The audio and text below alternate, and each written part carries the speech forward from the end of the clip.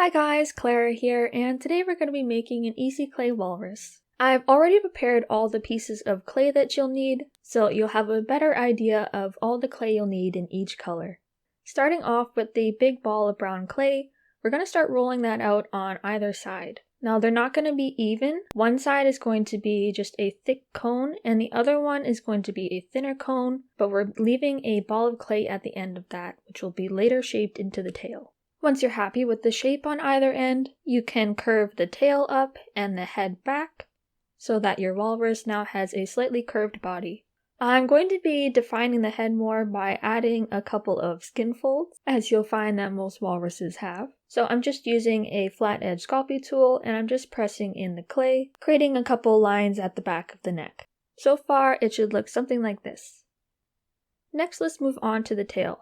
So I'm taking that ball and flattening it out even more into a kind of triangle shape with the pointed end towards the body, and then I'm cutting that in half with my Sculpey knife and pinching those even further into individual triangle shapes. Then I'm using my Sculpey knife to cut in these fin indents. I'm not quite sure what they're called, but I think you get the gist.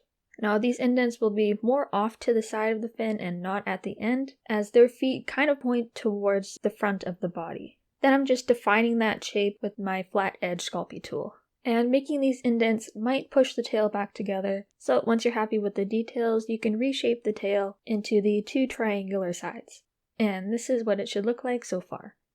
Moving on to the face, I'm starting off with a small ball of brown clay for the lower half of the mouth, and then a slightly longer ball of brown clay that I'm slightly rolling out in between my fingers for the upper half of the mouth. I'm then dividing that upper half into two sections with my flat edge Sculpey tool, then two little teardrop shapes for the nostrils, indents for eyes, and black clay to fill the indents. Next, I'm just using a pointy sculpting tool to create kind of freckles on the nose, and this is where his whiskers would have been. The last step for the face is to add the tusks, so first I'm creating room for them by adding indents on either side of the lower mouth. Then I'm rolling out small balls of white clay into little cone shapes and adding those in the indents I created earlier.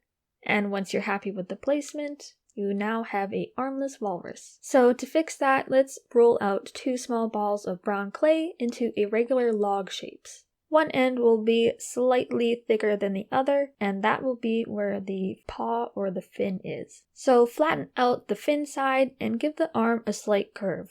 Next we'll be adding indents on the outer edge of the fin, not at the end but more towards the back of the body. I'm just using my flat edge Sculpey tool to do this, and once you have one arm, flip the design and create another one. Now you can attach these to the body, and you can use the skin folds on the neck kind of as a placement guide, so just place the arms right underneath those, and make sure to bend the arms out slightly so that they support the walrus when he lays down. Once the arms are blended in, I'm just going over the skin folds on the neck just to redefine them, and I also decided to add more skin folds around the base of the tail. The more skin folds, the better. And once you're done that step, our walrus is now ready for the oven. So you're going to preheat your oven to 275 degrees Fahrenheit, and then you'll bake your walrus for 1 hour. Take it out and let it cool completely before touching, and then your walrus is done. I think he turned out super cute, and I definitely think the skin folds are my favorite part. But let me know what you think, and if you have any suggestions on other animals you want to see me make, let me know down in the comments. But other than that, that's all I have for you guys, so hope you have a great rest of your day, and I'll see you all later. Bye!